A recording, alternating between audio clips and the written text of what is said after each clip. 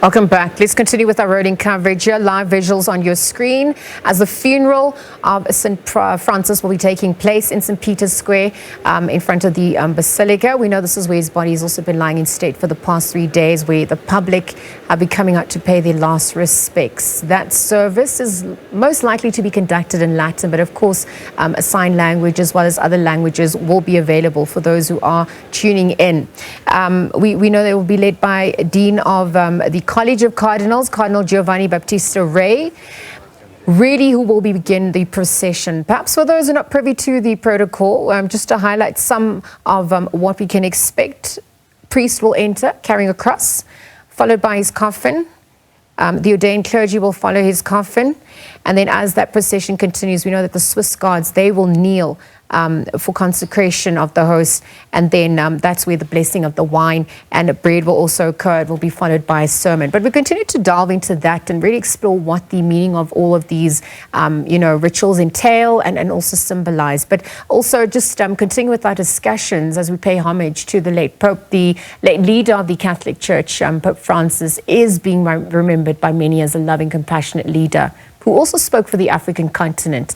And he was also known for his opinions, including seeing the criminalising homosexuality as unjust, also created an outcry on what others perceived as going against the traditions of the Roman Catholic Church at the time. So back in 2016, Pope Francis then urged for an end to unjust discrimination against the LGBTQIA+ community.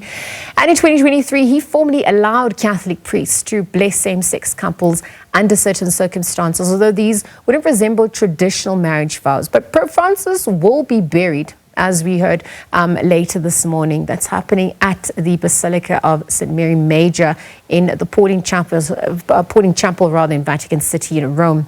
And so to really just chat a little bit more about Pope Francis's views on patriarchy, his stance on the LGBTQI+ community at large, perhaps also, addressing some of these sexual allegations within the Catholic Church. We are going to be joined virtually by Nomhle Soni, Assistant Programs Coordinator at Sonke Gender Justice, as well as Father Martin Badenhorst, who joins us once again, Order of Preachers. He's here in studio. So good morning to the both of you, and thank you, Father Martin, for continuing with us. Nomhle, thank you for also joining us. I actually want to start with you. We're obviously just looking at the 88-year-old Jesuit Archbishop of Buenos Aires. He was elected back in 2013. He became the 266th Pope for the Catholic Church. And I wonder if you could speak to what his legacy encompassed. We're obviously just looking at the different views that he had to his predecessor, Pope Benedict XVI, particularly on LGBTQI+ community, inclusivity at large. Tell us a little bit more about what you've observed. Well, good morning to you and the viewers. What I've observed with Pope Francis is that he definitely took the right steps towards affirming ministry, towards inclusivity when it comes to the Catholic Church. He left a legacy of not doing the traditional ways where they look at abortion and contraceptive. Pope Francis took other steps, other direction to make sure everyone is included in the church. I mean, in 2019, when he had the meeting with the LGBTI community of his church, people also saw that as him saying, let's include everyone in the church. Pope Francis had different school of thoughts. He didn't go the traditional way, definitely challenged the norms of the church. And we saw him as a great leader towards inclusivity in the church, and hoping all other church leaders will follow in his footsteps. Thank you. Nomhle, thank you for those opening remarks, because we've seen the impact that he had. If I recall, back in 2023, met with same-sex couple in the United States, Yayo Grassi, and his partner of 19 years, Iwan Vegas. And that was one of the many times that he showed his compassion, and also just that shift from the traditional Catholic Church teachings. He was also very inclusive in terms of appointments within, the authority. He was also appointed more women in positions of authority in the Vatican City. And I wonder if you could speak to that inclusivity as well, particularly when we look at the social constructs of patriarchy and white supremacy that pervaded society, continues to pervade society. Yeah, I think the Pope is from the Southern Hemisphere, Yes. brought a new wave of communication also in the church.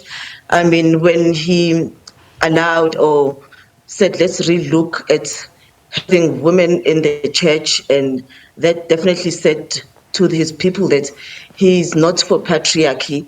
He slowly changed the ways of the Catholic Church.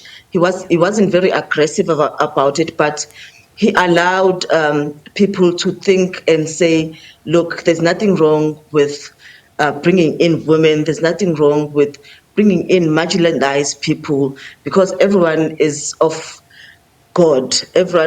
God will say everyone is love.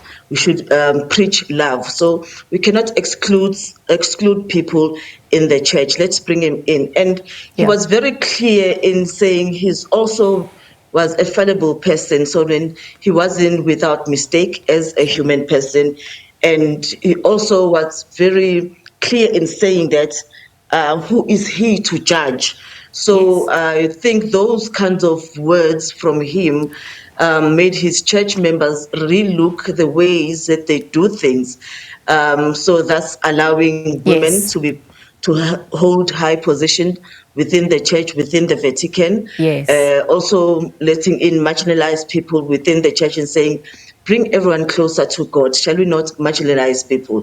Thanks, yes, Nomhle. he was a great leader indeed. Thank you. Yes. Thank you for those sentiments.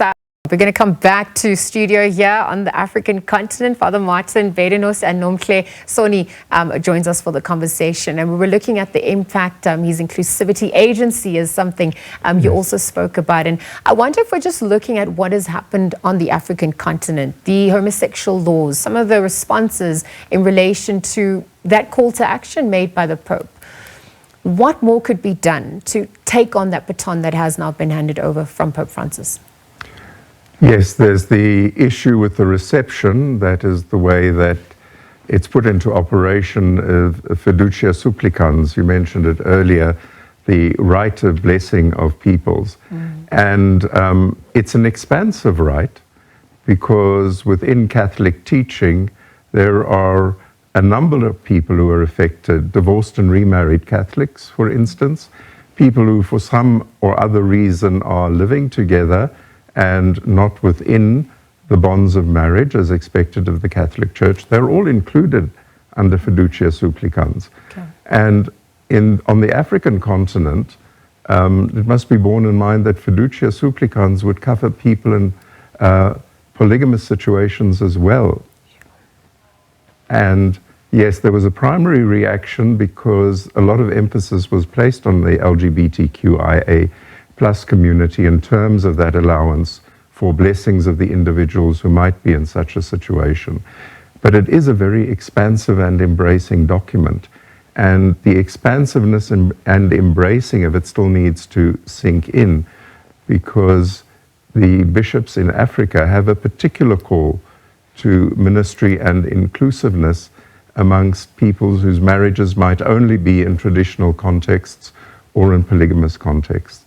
And it's a call to them as well to apply the judgment of mercy rather than exclusion.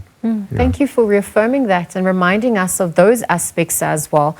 And Nomhle, as I bring you back into the conversation, I mean, we've spoken about dismantling some of the constructs around white supremacy and patriarchy as well. And, you know, we obviously just back to the issue of female representation, because globally the ordination of Catholic female priests, it's still not fully embraced by some, although it is accepted. If we're looking at this baton that has been handed over, how much more still needs to be done right here in South Africa? Perhaps let's extend it to the continent as well as we wrap up with you. think there's more to be done. I think people need to be educated about bringing in women of color into these high positions within the church. And also, I think it's about gaining knowledge, being informed, taking your time to study and see the reasons why women were not allowed, why other people were excluded in this high position. And let's re-look at it. Let's go back and study and re-look at the theology of it, and say, how can we change this? Because some traditions became a norm because of white supremacy. Some certain groups wanted to, be all and everything within the church. Now times have changed. We must relook at the Bible, relook at the scripture. Does it really exclude people? What are the scriptures saying? Let us restudy and see how can we include everyone. Let's not exclude anyone within the church. God is love. Can we practice God is love and not exclude everyone? Instead, let the church be the church of inclusivity, be the church of love, bring everyone closer to God, as we are all made of the image of God. Well, thank you, Father Martin Badenhorst, Order Preachers, Nomhle Soni, Assistant Programs Coordinator, and Sonke Gender Justice. This morning, really just chatting to us about Pope Francis's views on patriarchy. His stance on the LGBTQIA plus community and, of course, the impact that he's also had in terms of agency on the continent. Now that the baton has been handed over, what does that future look like? Let's leave that conversation there. We'll be right back after this.